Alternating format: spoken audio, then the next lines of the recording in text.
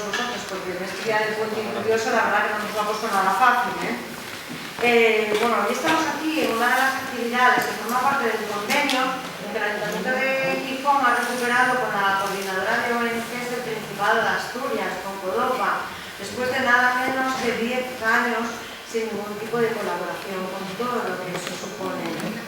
Desde el Ayuntamiento de Gijón y desde el equipo de gobierno trabajamos no solo para recuperar este convenio que tan enriquecedor es para la ciudadanía de Gijón, sino que trabajamos también desde la certeza de que la sensibilización y la concienciación fomentan valores y actitudes que generan la cultura solidaria. Eso que buscamos, la cultura solidaria, esa cultura comprometida con la exclusión social. Trabajando siempre políticas de desarrollo en base a lo primero de todo, aunar esfuerzos en el desarrollo de los países que lo necesitan, pero siempre haciendo hincapié que es necesario transformar también estos países del norte, generadores de esta ayuda. ¿Por qué? Porque somos generadores también en parte, o en casi todas las partes, de esas desigualdades. Nuestras sociedades serán solidarias, entenderán la diversidad como una gobernanza, la diversidad como enriquecedor en todos los sentidos, porque los que me escuchan alguna vez saben que lo digo mucho. Somos de forma general un mundo globalizado, pero individualmente somos más egoístas. Y creo que eso tenemos que tener una solución y tenemos que cambiarlo a través de las políticas de cooperación al desarrollo. Y como no puede ser tampoco de otra manera, este trabajo tiene que tener un enfoque de género, porque si las desigualdades de nuestro primer mundo, en el tercer mundo, son las vulneraciones directamente de los derechos humanos de las mujeres y las niñas. Y eso no puede dejar indiferente a nadie. Después de la pandemia global, de la crisis sociosanitaria que aún padecemos, que estamos todos con nuestra mascarilla, creo que se pone de manifiesto la necesidad del valor de la cooperación, y así que nuestra apuesta política desde la Ayuntamiento de Gijón, desde nuestro equipo de gobierno, son los compromisos en esta materia. Y también el trabajo dirigido a las nuevas situaciones que esta pandemia ha ido generando, ¿de acuerdo? Solo por señalar un poquito, porque estoy muy orgullosa del primero que hemos firmado con Codopa, se han organizado un montón de actividades. Me gustaría señalar un ciclo de cine que se llama Por ser mujeres, perdón, una inclusión en una película del Festival de Cine, cursos de formación, la conferencia que hoy tenemos aquí con nosotros a Elena Maleno, y una exposición que a partir del lunes, del día 13, estará disponible en 36 municipios de la ciudad y que, nos acompañará a través de un recorrido de los derechos humanos, acompañado de la cultura, de representantes de la lengua, de artistas del dibujo e incluso de editores, Entonces, para eso tenemos también una página web que se llama derechosesenciales.org, en la que podemos enterarnos todo. Ya entrando en lo que se considera un poquitín el tema más central de nuestra conferencia de hoy, pues señalar que tenemos la suerte, como ya decía, de contar con Elena Maleno, aunque luego los siguientes figurantes de la palabra, pero sí que vamos a hablar de la necropolítica, Entonces, las primeras referencias que yo encontré siempre las encontré como tanatopolítica. No sé si porque suena menos duro pero los conceptos son similares y siempre fueron ligados a escuelas filosóficas, La Universidad de Coimbra, Bisset, pero encontré una definición de Antonia Viló de Coimbra que dice que la necropolítica establece quién tiene derecho a vivir y quién tiene que ser sacrificado en el altar de los intereses del capitalismo global y determina, por tanto, quiénes son sujetos y quiénes son objetos. Y yo creo que esa diferenciación como sujeto y objeto marca un antes y un después en lo que deben ser estas políticas de cooperación. Aunando también en lo que la merma del bienestar, del servicio de bienestar, ha ido creando, cambiando conceptos de cooperación, de simbiosis, como concepto de calidad o asistencialismo. ¿De acuerdo? Y siempre refiriéndonos a la necropolítica, evidentemente, no como el derecho a matar, sino como el derecho a exponer a otras personas a una situación de vida que los expone a una muerte rápida. Entonces, ahí tenemos, pues, por ejemplo, la colonización de Palestina, la toma de Palestina, o la disposición que hacen de la vida otro tipo de terrorismos. Y, por fin, bueno, pues yo creo que voy a presentar a Elena. Elena es una andaluza tangerina, acaba de decir ahí fuera, 20 años viviendo en Tánger. Ahora mismo no puedes estar en tu casa porque tienes una orden de expulsión, pero bueno, me siento muy honrada de compartir esta mesa contigo y poder disfrutar evidentemente de la conferencia.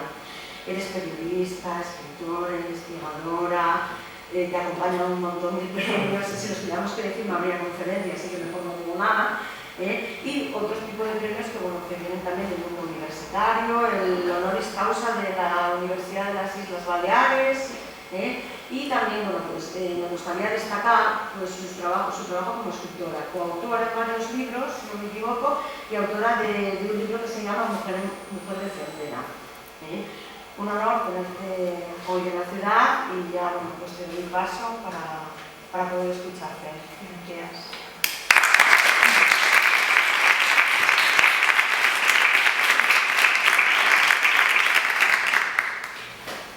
Bueno, buenas tardes, concejalas, delegada de cooperación del gobierno de este maravilloso país, territorio, o como queramos llamarlo. Y gracias a las que habéis venido esta tarde, porque bueno, yo estaba con un miedo, con esta lluvia en medio de un puente y bueno, pues seguro que las que estáis aquí veo caras conocidas, tenéis mucha experiencia en defender la vida, ¿no? Que es lo que nos ha juntado esta tarde al final, en esta tarde lluviosa, en esta maravillosa ciudad. Que, como bien decía la concejala, la necropolítica es hacer morir y dejar morir a determinadas colectividades, ¿no? Yo esta tarde voy a hablar de los territorios de frontera, que es donde nosotras trabajamos, donde nosotras defendemos derechos y donde nosotras pasamos nuestro día a día luchando contra esa necropolítica. Y lo voy a hacer desde nuestra experiencia, porque creo que es una experiencia que nos vale a todas, que se puede aplicar en otros lugares y en otros territorios también atravesados por esa necropolítica. Esta foto es del año 2004, ¿no? Es gente que estaba de vuelta desde Ceuta, en lo que ahora ya la Unión Europea ha medio legalizado, ¿no? Esas devoluciones en caliente. En aquel momento incluso era peor, porque podías ver en Ceuta y Melilla a Guardia Civil o policía corriendo, persiguiendo a negros en mitad de la ciudad, porque si no llegaban a la policía y pedían asilo, eran expulsables aunque estuvieran en la ciudad, ¿no? Y eran imágenes terribles. Yo me acuerdo de ver a una hermana de Bruna, a Marisa, cuando uno de estos chicos intentaba saltar la tapia del centro San Antonio, y Marisa, la hermana de Bruna, tirando de uno de ellos y el guardia civil tirando por detrás a ver quién se llevaba a ese muchacho a un lado o a otro de la tapia de un centro que se encontraba en una ciudad española. Son ya 30 años del primer cuerpo que apareció en las playas de Cádiz y 30 años de la necropolítica en la frontera. Esta imagen es más reciente. Ella es bebé y su hermana está abrazando su foto. También es la víctima de una devolución en caliente, en este caso en el mar, una práctica que se hace mucho en Ceuta y Melilla, que es bloquear a las embarcaciones, a las infraembarcaciones que están llegando al territorio, bloquearlas para intentar que sea la Marina marroquí que se los quede, ¿no? Quien decida quién vive y quién muere. Y en esa embarcación las mujeres estaban en el centro de la patera y en ese rifirrafe volcaron y murieron 5 mujeres congoleñas y 2 mujeres guineanas. La comunidad congoleña, las mujeres congoleñas de Marruecos, hicieron todo lo posible por poder trasladar esos cuerpos que habían sido encontrados en la morgue en Nador y trasladados a la morgue, para que pudiesen enterrarse con dignidad y pudiesen enterrarse en un cementerio católico, puesto que esas eran las creencias con las que habían vivido. De eso hablaremos hoy también, ¿no?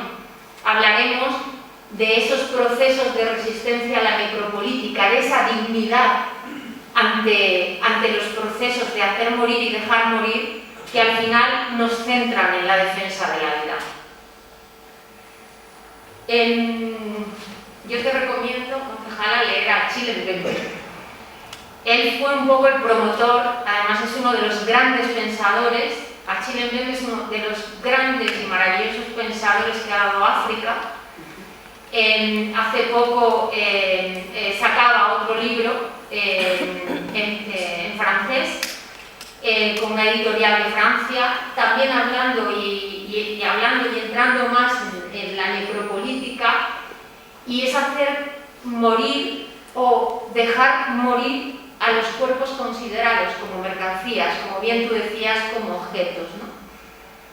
Y la necropolítica opera no solamente directamente en los cuerpos, sino también en los territorios.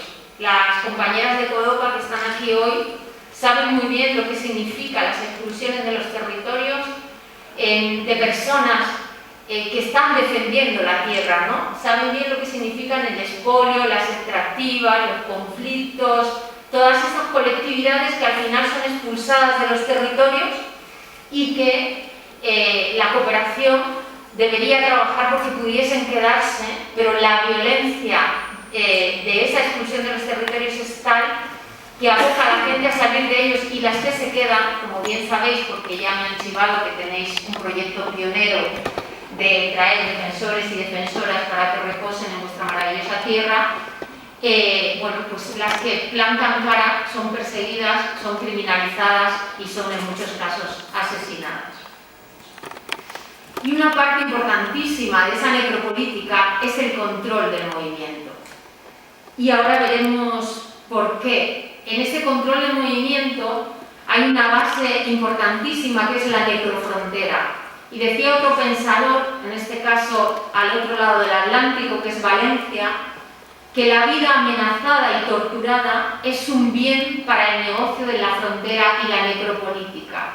No solo dejar morir da dinero, sino que los secuestros, la violencia sexual, la explotación, eso también da dinero dentro del trabajo de la necropolítica.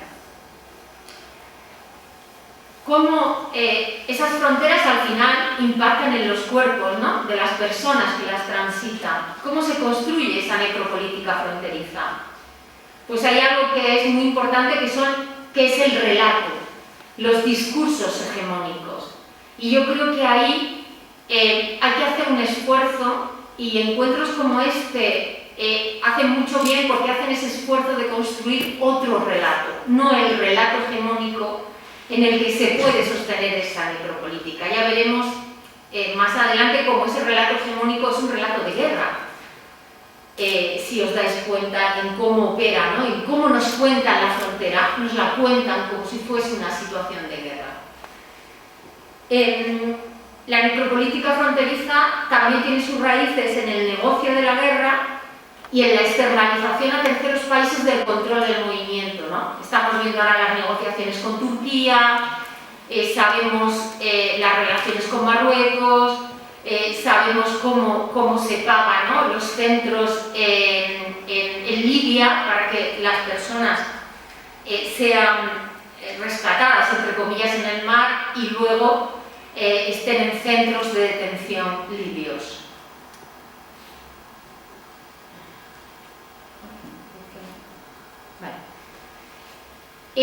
Podemos decir que esos territorios de frontera son territorios de extensión y son espacios de guerra. Y en esos espacios de guerra, en estos 30 años, la agencia europea que más dinero ha aumentado de forma exponencial en sus fondos es Frontex, que es la agencia de control de las fronteras. Y estamos hablando de grandes negocios militares como la Operación Indalo, como ERA, y como todo ese dinero, por ejemplo, que se le dio a Marruecos para comprar armas. Los marroquíes, por ejemplo, al principio, ¿no?, en el año 2004-2005, 45 no tenía, en la frontera los militares, los mejanis, no tenían armas. Lo que hacían era que controlaban la frontera con palos. Y esas armas se compraron con dinero del Estado español. Ahora se ha vuelto a dar dinero a Marruecos después de lo que se ha llamado la crisis de Ceuta, que al final ha sido un uso de los niños, ¿no?, de los niños marroquíes para esas relaciones bilaterales entre los dos estados. Por ejemplo, la operación Indalo, que consiste en tener una fragata en el centro del mar de Alborán, cuesta 9 millones de euros. Es una fragata que está 15 días, una fragata francesa, se va la fragata francesa, viene una fragata italiana y eso nos cuesta 9 millones de euros. Pero aquí las que dominan esa necropolítica, las que están dando dinero, las que están ganando dinero y las que están además incidiendo en las políticas que hacen los estados europeos son Thales, Finmecánica, Airbus, Safran, Indra. Son grandes empresas de venta de armamento. Indra sabemos que es un gigante tecnológico que además, desgraciadamente, ha estado investigado también por presunta corrupción con un partido que estaba en el poder. ¿Cuál es el poder que tienen todas esas grandes empresas en incidir en las políticas públicas? Y esas empresas de venta de armamento han encontrado en el control del movimiento un doble negocio. Todas esas empresas son las que venden las armas a los talibanes, las que han vendido las armas en el conflicto sirio, y todas esas empresas además, cuando provocan esos conflictos y cuando la gente tiene que salir huyendo, encuentran un segundo negocio en la militarización que se hace en nuestra frontera con Marruecos, en la frontera oriental con Turquía o en el Mediterráneo central. Eso es lo que se esconde detrás de las políticas de control de fronteras. Millones y millones de euros a las empresas de venta de armamento. Yo os recomiendo en ese sentido que leáis un informe del Transnational Institute. El Transnational Institute es hace informes sobre todo el tema de la guerra, de guerra en general, pero centrado en la guerra de fronteras. Tiene uno que se llama exactamente Guerra en las Fronteras, donde explica cómo operan todas estas empresas. Tiene otro sobre externalización, donde desglosa cómo se gasta el dinero y quién está ganando dinero con las muertes de las personas migrantes en las fronteras.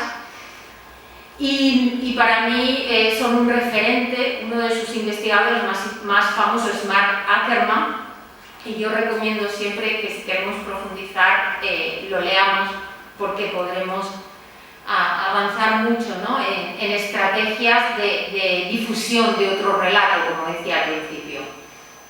Esta guerra en las fronteras está entre la lógica militar y la lógica del mercado, ¿no? Hay una falta de transparencia. ¿Alguien sabe qué se gasta el dinero Frontex? Porque es que no lo saben ni parlamentarios europeos, ni lo que hace Frontex tampoco. Yo recuerdo cuando estuve en el Parlamento Europeo y me reuní con diputados europeos y todos tenían un grave problema para poder acceder a saber lo que Frontex estaba haciendo en los distintos lugares de la frontera. Quiere decir que hay una falta de transparencia, una falta de control del Parlamento Europeo y de otros parlamentos, una falta de información pública, es decir, ¿por qué no sabemos de todo esto? ¿Por qué públicamente no podemos tener acceso a documentos, ¿no?, a los documentos de acuerdos con terceros países para el control del movimiento de las personas? Y una falta de análisis de cómo se van perdiendo estándares democráticos en las zonas de frontera. Yo hablaba antes de Ceuta y Melilla, y Ceuta y Melilla es un ejemplo. Lleva muchos años siendo zona de frontera y son territorios cuya democracia está fuertemente tocada por ese rol que juegan como territorio de frontera. Y eso lo nota, al final acaba notándolo la propia sociedad. Pero eso lo vemos en Lesbos, lo vemos en Quíos, cómo se ha deteriorado la democracia en esas islas, y lo estamos viendo ahora mismo en Canarias, cómo desgraciadamente se está deteriorando los estándares democráticos cómo la atención de distintos servicios, por ejemplo, de los centros de infancia, ¿no?, se vulneran sistemáticamente derechos por efecto de esas políticas de control que atraviesan también a las personas incluso cuando ya llegan a territorio del Estado español. ¿Qué pasa cuando esas fronteras impactan en los cuerpos? Pues hay instrumentos se usan, las redadas. Cuando una persona, antes de que una persona se monte en una patera, seguramente sabrá lo que es una redada, sabrá lo que es que los militares lleguen a las 5 de la mañana, ataquen donde estás, te quemen todo, te metan en autobuses, te deporten al desierto. Esas deportaciones, ¿no?, cuanto más lejos de las puertas de Europa mejor. Detenciones, ¿no?, los centros de detención de los que hablaba antes en Libia. Las restricciones, por ejemplo, en Níger, después del viaje de uno de los viajes más importantes que Merkel hizo a Níger, una de las placas pagadas con dinero de la cooperación de la Unión Europea era multas que se les ponían a los coches si montaban en los coches a personas que no tuvieran documentación. Entonces, la dificultad de gente que estaba dentro del propio territorio de Níger para moverse era terrible, y eso hizo que aumentar las mafias y aumentar la criminalización de cualquiera que quisiera subir en un autobús a una persona y no tendría por qué pedirle la documentación.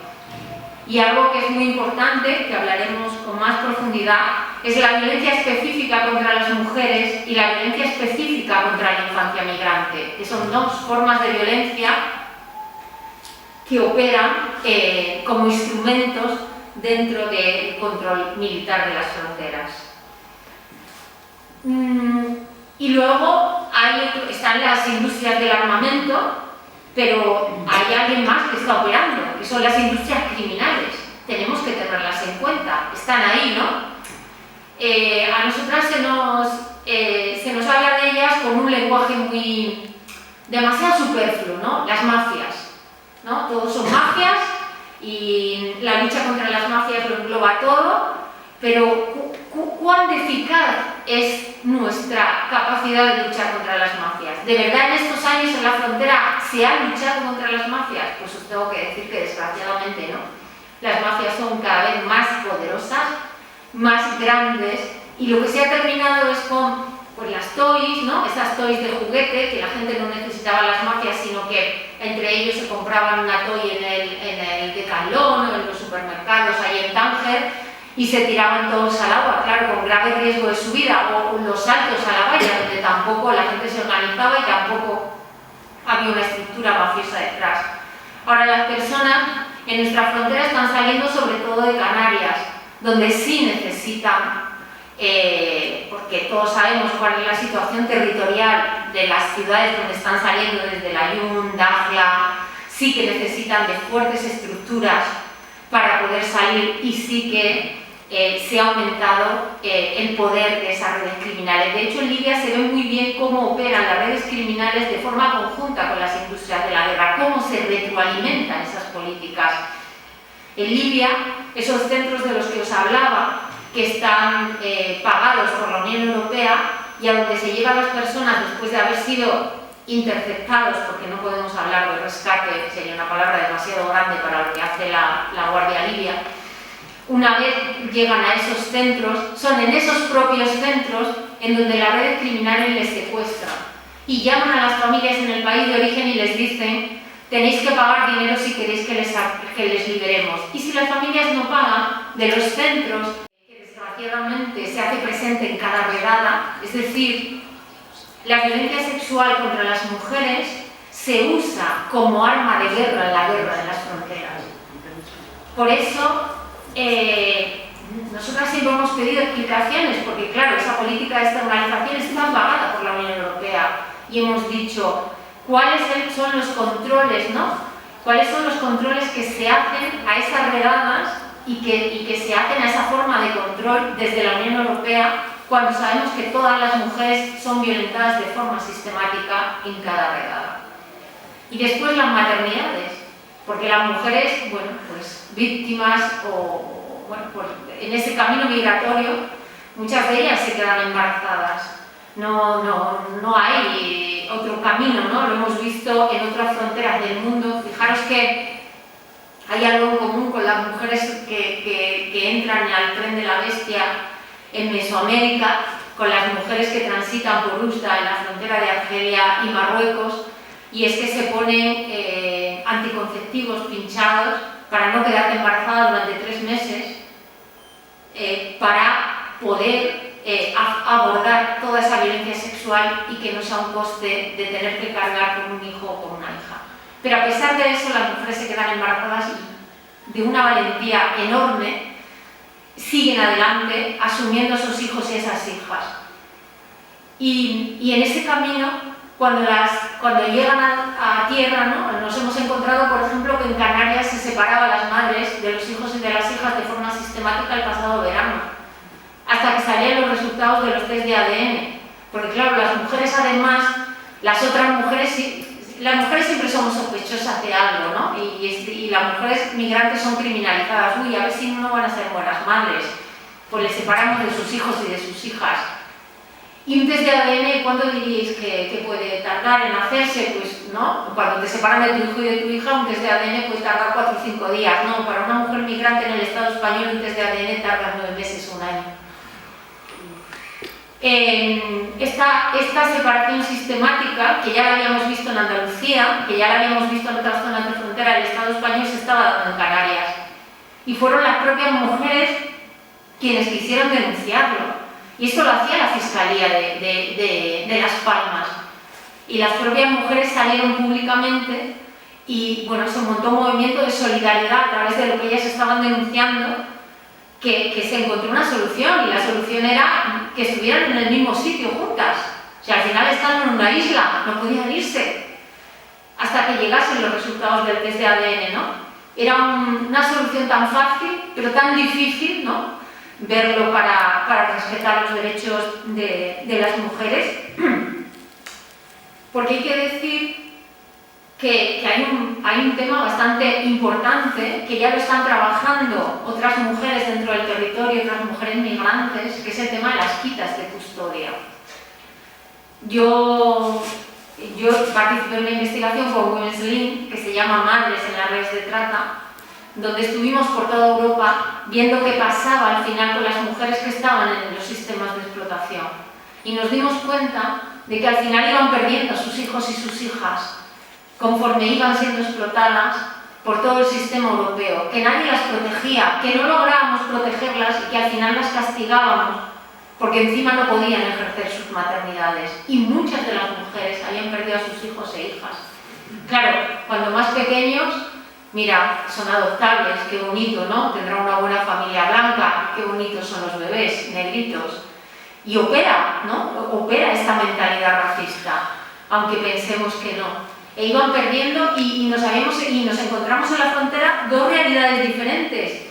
Primero los nenas, que son criminalizados y criminalizadas, ¿no? Son malos, ¿no? Esos adolescentes malos que al final, miren ustedes, es que esos adolescentes, lo que les ha pasado es que los sistemas de protección no les han protegido como deberían, es un fracaso de los sistemas de protección y al final han acabado en situaciones terribles de violencia.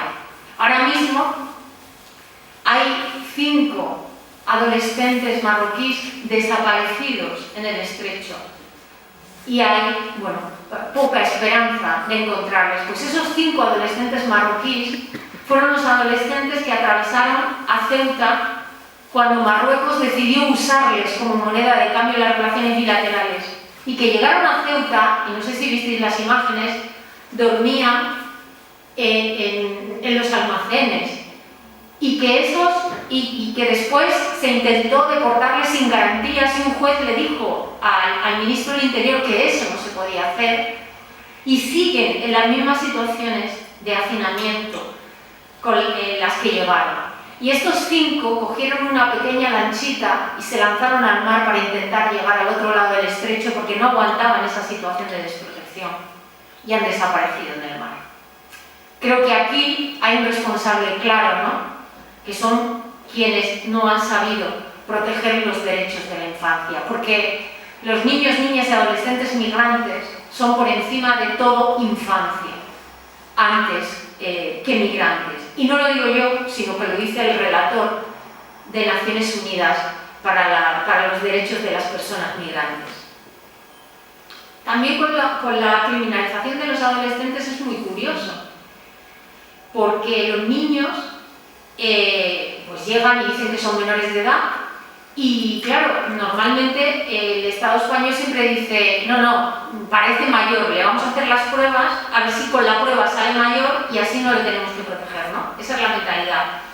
De hecho, no sé si habéis visto la foto de uno de los niños que entró a Ceuta llorando y que fue expulsado y que se denunció y la Fiscalía dice que claro, tiene una cara de niño que te mueres, pero la Fiscalía dice que como no hubo tiempo para hacerle las pruebas de determinación de la edad, para la Fiscalía no es un niño, ¿no? Pero esto pasa con las niñas, porque con las niñas es al contrario. Las niñas adolescentes, muchas de ellas vienen para el sistema de explotación sexual y cuando llegan le dicen al policía, no, yo es que tengo 20 años. Y tú estás viendo una niña que no tiene pecho y que tiene una cara de niña que te muere. Pero ese policía no llama a la Fiscalía para hacerle una prueba de determinación de la edad que permita protegerla, sino que escribe, tiene 20 años y deja que se vaya. Entonces estamos usando de forma perversa un sistema de identificación de infancia que debería servir para proteger a los adolescentes, lo estamos usando de forma perversa como herramienta más de la necropolítica y del control migratorio. De hecho, yo me he encontrado en París lo que nosotros llamamos las niñas grandes. Niñas que, bueno, algunas tienen 12, 13 años y que tienen papeles de autoridades, porque ellas han declarado que tienen 18 y que están en uno de los bosques de los parques de París, que están allí pues haciendo pues entre 15 y 20 servicios sexuales diarios, con franceses, claro. Entonces, esto es, ¿no? Esto es un ejemplo de cómo opera esa necropolítica. De la externalización ya hemos hablado un poco, ¿no? de todo ese sistema que permite tener centros de detención, ¿no? O que permite a la Guardia Libia pues detener a gente en el agua sin ninguna garantía, que permite que después se secuestren. Esa colaboración dentro de la externalización que ha permitido a Marruecos tener esta relación de chantaje con el Estado español, ¿no? Porque al final se generan relaciones que no son relaciones solidarias, ¿no? Como debería ser. Por ejemplo, uno de los instrumentos que se ha usado de forma perversa en esta externalización ha sido la cooperación al desarrollo. La cooperación al desarrollo, hubo un momento donde en todos los proyectos, lo saben las compañeras, había que poner prevención de las migraciones. O sea, era como, y muchos de los fondos de cooperación se usaban de forma perversa en ese sentido, no para el desarrollo, no para el asentamiento de determinados derechos humanos, democracia, que es lo que de verdad a largo plazo va a prevenir las expulsiones de los países, sino que de forma perversa se usaba con un discurso de control migratorio. Y esto ha tenido un impacto en los países terceros, ¿no? Ha habido un impacto en las relaciones con otros países, ha habido un aumento de la presencia militar, no solo la presencia militar justificada por el yihadismo, sino que en el Sahel hay presencia militar por el tema del movimiento migratorio. En Níger hay presencia militar francesa. Hay una forma de colonialismo donde las inversiones militares de esas empresas de armamento que os hablaba antes tienen mucho poder y han ido incluso a estos terceros países. Y luego ha tenido un impacto en los estándares democráticos. Por ejemplo, Marruecos es hoy más racista de lo que era hace 30 años. ¿Por qué? Porque tú estás viviendo en un barrio y de repente ves a unos militares que llegan a la casa de tus vecinos a las 3 de la mañana, rompen la puerta y sacan hasta las mujeres, los niños, los hombres, los niños en pijama y los meten en autobuses para tirarlos. Claro, la gente se pregunta, Dios mío, ¿a qué se dedicarán? ¿Qué criminalidad habrá aquí para que se tomen esas medidas, ¿no? Entonces, cada vez esos países sus estándares de democracia, de libertad de circulación, porque muchos de ellos tienen libertad de circulación entre ellos, han ido bajando por efecto de esas políticas. Esta es una imagen de las redadas que os decía, que marcó. Claro, ¿qué es lo que nos ha pasado? Por ejemplo, que hay niños que les han vacunado 3 veces en su vida, porque eran niños, porque nosotras, por ejemplo, hacemos un trabajo también de acceso a la salud en los migrantes que están en tránsito, ¿no? Entonces, niños que venían de Argelia venían ya vacunados, por ejemplo, por el sistema de salud argelino, o venían habían nacido en Argelia, y en Argelia sí es verdad que registraban a los niños en el registro civil. Pues claro, en una deportación perdían toda la documentación, llegaban a Marruecos, otra vez les vacunaban en Marruecos, tenían la documentación, llevaba una redada, te lo quemaba todo, y otra vez llegabas a España, llegabas a Andalucía, llegabas a Canarias, y otra vez te vacunaban al niño. Entonces, ahora que estamos hablando tanto de las vacunas, imaginaros qué violencia, o sea, el impacto que tiene este tipo de violencia sobre la vida de las personas. Estos son compañeras que están en uno de los asentamientos, en los bosques de Nador. Y estos son también dos niñas, las niñas grandes que yo os decía, ¿no? Niñas que te encontrabas y que te decían que tenían 20, 21 años. Y a veces te decían, yo recuerdo estar trabajando un día allí y acercarse una cría, y yo le decía, ¿pero tú cuánto tienes? Y me decía, no, yo tengo 19. Digo, no, es que no tienes 19 años. Dime, si tú puedes, ¿qué edad tienes? Y me dice, bueno, ¿qué quieres que te diga? ¿La edad que me ha dicho mi madre o la edad que me han dicho que diga? Y digo, no, mira, la edad de tu madre me va mejor. Y la cría tenía 13 años. Pero sabía que cuando cruzara la frontera tenía que decir que tenía 19 años, ¿no? Hay algo que nosotras, que tenemos una frontera en el mar, importantísimo, es cómo opera la necropolítica en el mar.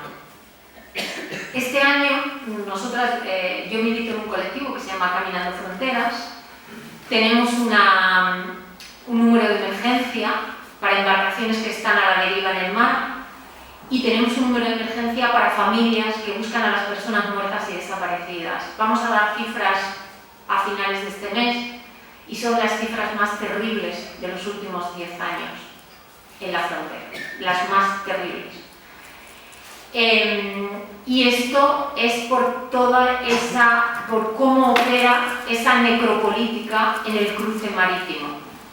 Lo vimos en el Mediterráneo central. En el Mediterráneo central vimos cómo de repente, ¿sabéis que los países, o sea, la defensa del derecho a la vida en el mar es uno de los derechos más antiguos? Vosotros tenéis marineros, ¿no?, en vuestra tierra, y sabéis que, o sea, la solidaridad de cualquier persona que necesite ayuda cuando está en el mar, se le ayuda, nadie pregunta de dónde viene, ni dónde va, ni nada. O sea, es algo ancestral, casi, ¿no?, uno de los derechos más antiguos del mundo, ¿no?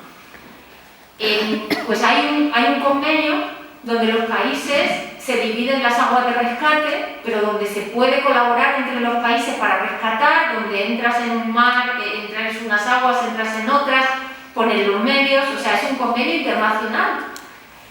Y entonces, en el Mediterráneo central se fueron, los países se fueron, la Guardia Costera italiana no salía, la Guardia Maltesa no salía, por eso tuvieron que venir las ONGs. Porque de repente había dos derechos a la vida en el mar. El derecho a la vida en el que va en un yate o en un barco pesquero, y el derecho a la vida del que va en patera. Entonces, de repente fue la locura. Y las ONGs tuvieron que venir. Pero es que es una responsabilidad de los Estados. En el Estado español tenemos uno de los servicios de defensa del derecho a la vida en el mar, un servicio público que es Salvamento Marítimo, de los mejores que hay en el mundo, tanto a nivel profesional como a nivel, bueno, de material, ¿no?, de búsqueda. Pero Salvamento Marítimo ha sido atravesado también por esa política, por esa necropolítica. Y de repente Salvamento Marítimo en el mar de Alborán no salía los rescates de pateras. La otra noche nos estábamos peleando. Por favor, hay 12 personas, ¿no? Es que si no nos dais posición, pero es que no os tenemos que dar la posición, es que no la pueden dar porque no saben darla. Pero están aquí, han visto un barco que se llama tal y no querían salir. Nos tuvimos que pelear toda la noche, los familiares llamando, eran 12 personas de Bangladesh. Imaginaros de dónde habían venido esas personas para cruzar Alborán. Con estos niños nos ha pasado igual. Se ha tenido que poner una denuncia a la Guardia Civil para que se busque, bueno, entre comillas, para que se haga un pam-pam a todos los barcos que hay en el mar, ¿no? Y en ese pam-pam, si han visto algo, que avisen. Y se ha puesto una denuncia a la Guardia Civil. Pero es que ya hasta el momento no baja del 35-50 para rescatar de ese paralelo, pero Marruecos para interceptar, porque es otra mentalidad, no es la mentalidad de rescatar, sino de interceptar, sí sube del 35-50. Yo recomiendo, ha recibido recientemente 2 premios, uno el premio de Salambre del diario.es y otro el premio, el festival, es un festival de Colombia, pero ahora he olvidado el nombre. ¿En serio? Sí, ¿En serio? se llama Paralelo... ¿En serio? No, el festival. ¿Ya? Sí. Vale, pues es de Entre Fronteras, ¿no? De los compañeros de Entre Fronteras, se llama Paralelo 35-50 y os recomiendo que lo veáis y veáis, explica muy bien cómo la necropolítica ha atravesado incluso ese cuerpo civil que vela por la defensa de la vida, ¿no?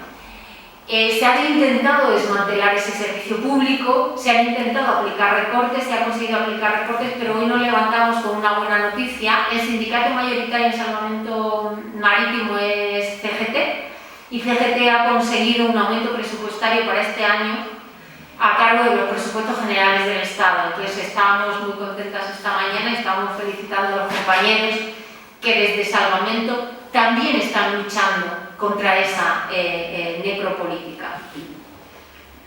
Bueno, aquí tenéis esto es en Tarifa, ¿no? Uno de los cuerpos que llegan desgraciadamente a las costas de Tarifa. Vale. Aquí vemos, aquí tenemos varias fotos, una es de uno de esos rescates de salvamento marítimo que os hablaba antes.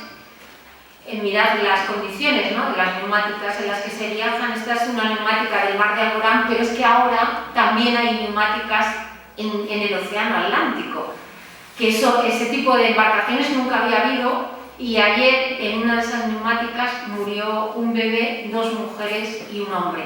Habíamos estado hablando todo el día con la neumática, pero imaginaros en las condiciones en las que salen, porque ni siquiera sabían dar una posición, ¿no? Nos lograban dar posiciones, iba el avión, pero en esas posiciones no estaban y no sabían leer un GPS, ¿no? Y al final les encontraron de madrugada, pero desgraciadamente las olas, como iban así, tan pegados, habían ido tirando gente al mar. La primera es una persona que también murió en el mar, pero que logró ser identificada y enterrada con su nombre. Es otra de las luchas que estamos teniendo. Y en medio está una de las mamás de Tarajal. ¿Os acordáis en el año 2014, ¿no?, cuando se disparó a personas que estaban intentando llegar a Ceuta con material antidisturbios? Y bueno, pues murieron, ¿no? Hay 3 cosas claves para nosotras. ¿Qué se hace, ¿no?, ¿qué hace también esa necropolítica cuando sobrevives a una tragedia? Es decir, imaginaros cuando la gente llega a tierra, ¿no? Llega a tierra y ya han muerto 17 personas, han muerto 20, han muerto 3, ¿no? Pues os imagináis, ¿no?, que se pone en marcha como un protocolo para saber quién ha muerto, para acompañarles. Esto no pasa con las personas migrantes. Hélène Habiba, una niña que pasó varios días agonizando en el hospital, se la llevaron al hospital y nadie preguntó quién era su madre. La madre fue a un centro de identificación de la policía, como el resto de personas que habían llegado directamente, hasta que un médico que veía que la niña iba a morir y estaba agonizando y quería que muriese acompañada, empezó a preguntar dónde estaba la madre. Y la madre llegó unas horas antes para ver morir a su hija. Nadie le informó de dónde estaba ni cómo estaba. Hace unos días hablaba con el padre que ya ha podido recuperar a su niña. Este padre estaba en Francia, la madre había montado una patera con su niña, la madre había muerto y la habían tirado por la borda y la niña había llegado en shock totalmente a Canarias. El padre preguntaba, llamaba y preguntaba dónde estaba su hija, pero nadie le daba respuesta. Pero la historia de su hija, tutelada por el sistema de protección de menores, sí había salido en prensa. Imaginaros, ¿no? Incluso nosotras también hemos hecho un trabajo bastante importante de identificación de cuerpos, ¿no?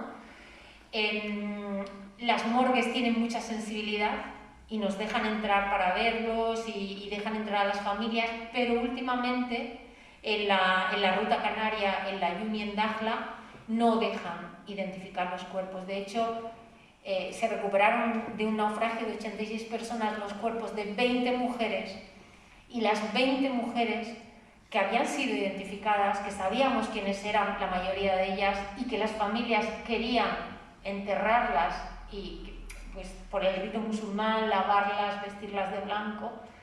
Cuando se acercaron, en menos de 24 horas, las 20 mujeres habían sido enterradas juntas en una fosa común fuera de la ciudad, en un lugar que no era ni siquiera cementerio. Bueno, esta es una de las toys que os contaba, de las que se echaban al mar del estrecho. Si lo veis, los remos en realidad los encargaban en las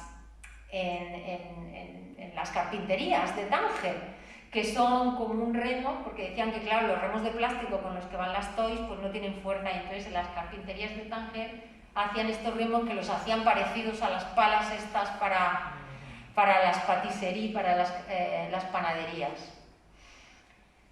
Yo creo que hay que hablar de por qué este sistema puede operar violando derechos humanos de una forma tan brutal y que no haya, pues que haya un sostén, ¿no?, que pueda justificarlo. Y ese sostén es el racismo estructural, ¿no? Ese sostén son leyes racistas y ese sostén es el racismo institucional. Ese sostén son las políticas de la compasión, ¿no? Esas políticas que nos permiten, bueno, pues hacer algunos pasos, ¿no? Lo decía la concejala antes, ¿no? Unos pasos hacia algo así como la caridad, ¿no? Pero no el reconocimiento de derechos, ¿no?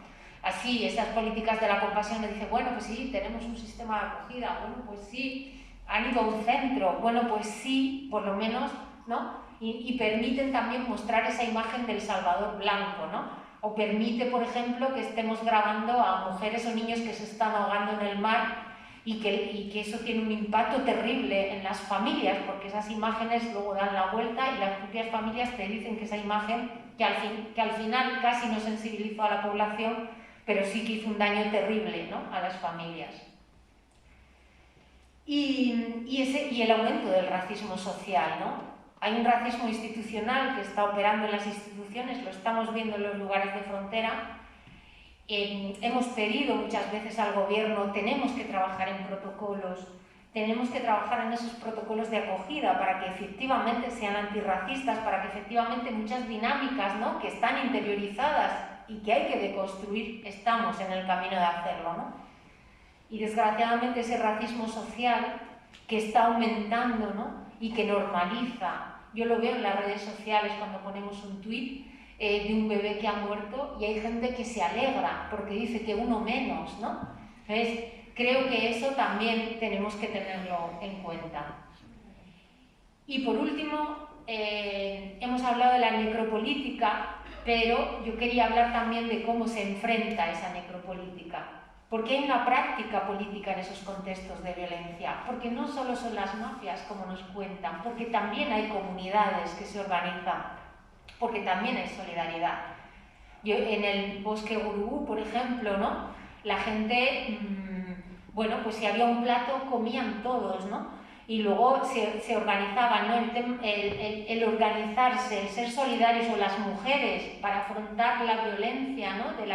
Por ejemplo, las recién llegadas a algunas ciudades, que eran cogidas, en algunas ciudades en Marruecos, que eran cogidas por sus propios compañeros y se las llevaban, y bueno, pues había violencia sexual dentro también de las comunidades, para tener una cama donde dormir, y cómo las mujeres en algunas ciudades, las mujeres más antiguas, se organizaban para acoger a las nuevas y evitarles esos abusos sexuales dentro de la propia comunidad, ¿no?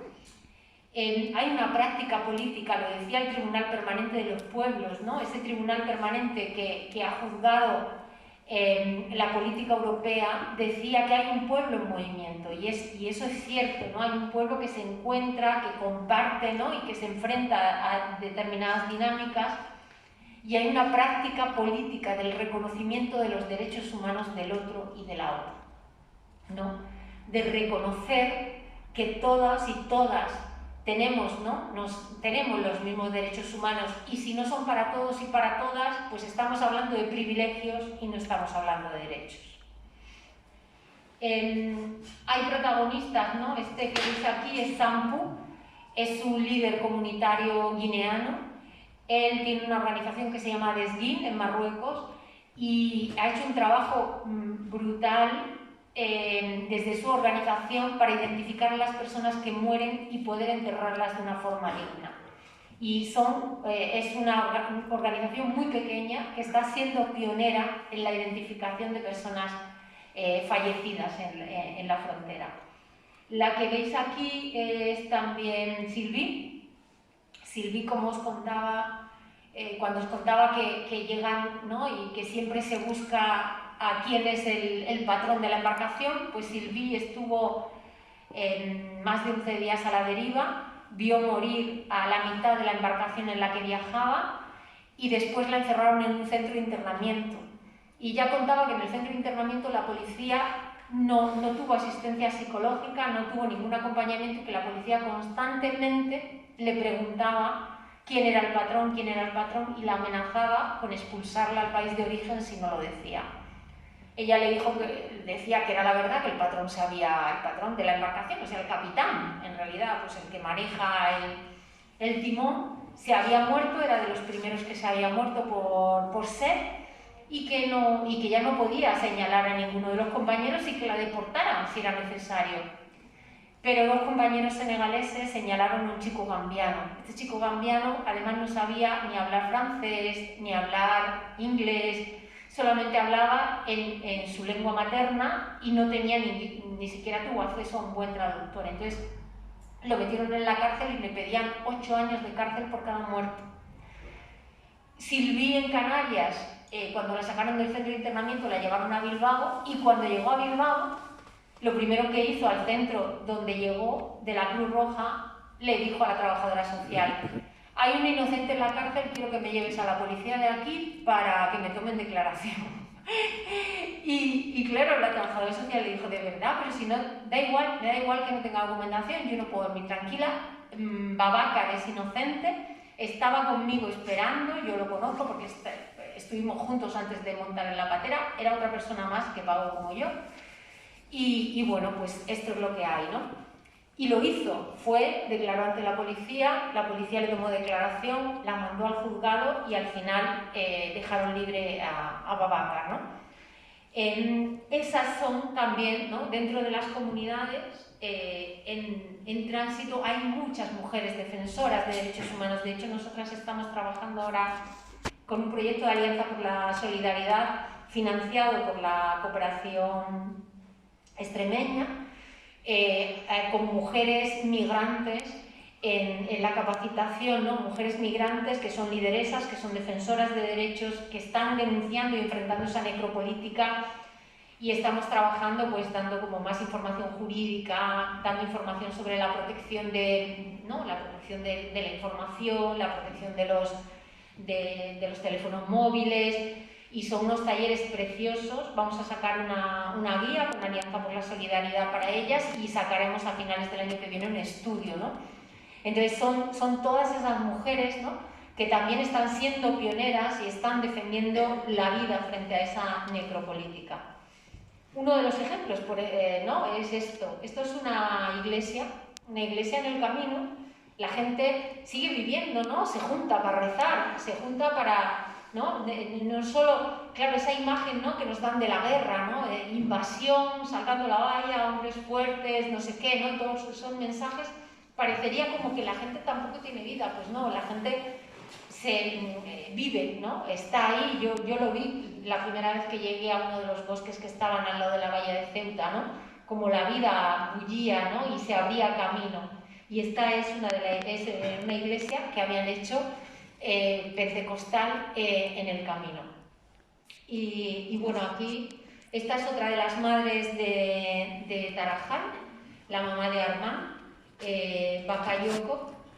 Y esto es de otro informe que hicimos también con la cooperación extremeña, que se llama Alzando Voces, donde las mujeres explican cómo les atraviesa toda esta necropolítica y cómo ellas trabajan, ¿no? contra esta necropolítica. Para nosotras las familias están siendo un claro ejemplo, ¿no? de esa lucha frente a la necropolítica. Ellas están buscando la verdad, porque quieren saber lo que ha pasado, quieren saber lo que nadie sabe, ¿no? Lo que no sabemos, lo que nadie nos cuenta, porque están ocultas todas las cifras de las muertes, de las desapariciones, de las búsquedas, lo que está pasando ahí. Las familias quieren saberlo. Quieren saber la verdad y tienen derecho a ello, quieren justicia, pero en muchos casos quieren también reparación. Mira, yo me acuerdo que nos han pedido varias veces en las playas donde se han encontrado los cadáveres de personas, nos han pedido un poco de arena de esa playa, porque esa arena enviada al país de origen y enterrada al lado de los ancestros permite a la familia descansar, porque han podido hacer sus rituales de duelo, ¿no? Entonces, esa reparación, o que sean recibidas por las autoridades. Hay muchas familias en el Estado español que han perdido gente en el mar. Familias que llevan aquí muchos años, o familias que, bueno, pues, que están casadas ¿no? y que su familia política se ha convertido y siguen ellas buscando a las muertas y a las desaparecidas. Y sobre todo las familias están trabajando en esto para la no repetición. Se están organizando para buscar, para visibilizar, para señalar que esas políticas son los victimarios, pero también organizarse para pedir la no repetición. Este año, por primera vez, el Ministerio de Derechos Sociales recibió a parte de esas familias, después de que presentáramos una guía de información para las familias víctimas de las fronteras, y queremos que esto siga siendo así. Se lo hemos pedido, ¿no?, a otras administraciones de otros territorios. Trabajen con las familias, búsquenlas. Fijaros cómo esto está teniendo un impacto, ¿no? Porque al final el dolor de las muertas y las desaparecidas que tienen las familias de las víctimas de las fronteras es el mismo, ¿no?, que vivimos con las familias que están trabajando por la memoria histórica, ¿no?, las personas que están en las cunetas. A nosotras, cuando presentamos esta guía, nos llamó Paco Lobatón. Los que sois más mayores os acordaréis, ¿no? Nos llamó y nos dijo que le parecía importantísimo, ¿no?, sacar a la luz todas esas desapariciones y el derecho que tienen esas personas a ser buscadas y el derecho que tienen las fallecidas a ser enterradas. Tienen derecho a ser enterradas con sus nombres, con sus apellidos, tienen derecho a ser enterradas con las creencias con las que vivieron. Las familias, las viudas tienen derecho a tener un papel que diga que son viudas, y los huérfanos un papel que diga que son huérfanos. Entonces, toda esa es la lucha de las familias de las víctimas de las fronteras. Pero claro, esto nos sale caro. Sabemos que tenemos derecho a defender derechos. Lo decimos alto y claro, y no solo lo decimos nosotras, sino que también lo dice la Relatoría de Defensoras de Derechos Humanos de Naciones Unidas. Tenemos derecho a defender derechos, pero enfrentamos criminalización y persecución. Las personas migrantes son las primeras defensoras de sus derechos y lo están pagando muy, muy caro.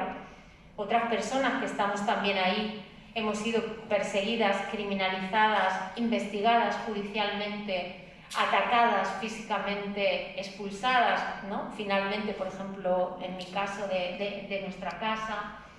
Hemos sido estigmatizadas, ¿no?, sobre todo las mujeres las mujeres defensoras somos señaladas también a través de nuestra vida, ¿no? Sexual, de nuestros hijos, de nuestras hijas. En mi caso, por ejemplo, el dossier que hizo la policía española era un dossier enviado a Marruecos, donde un juez marroquí en las primeras hojas lo que veía era un listado de mis relaciones sexuales, entre ellas relaciones con mujeres, ¿no? Entonces, un juez marroquí lo primero que ve, un juez marroquí en Marruecos está penada la prostitución, la promiscuidad y la homosexualidad, lo primero que ve es eso, ¿no?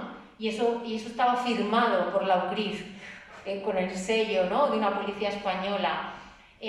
Al final, los mismos marcos de persecución, ¿no?, de estigmatización y persecución, los estados los repiten, ¿no? En Colombia es igual con las mujeres defensoras y en estas fronteras también, ¿no? Y luego se están creando leyes para perseguir la solidaridad y tenemos que estar muy atentas a ello, ¿no? Ahora acaba de sacar un informe la OMCT, la Organización Mundial contra la Tortura, donde está explicando en ese informe todos los casos de persecución que los países europeos están haciendo contra personas defensoras de derechos de personas migrantes. Y el informe es escalofriante, de verdad.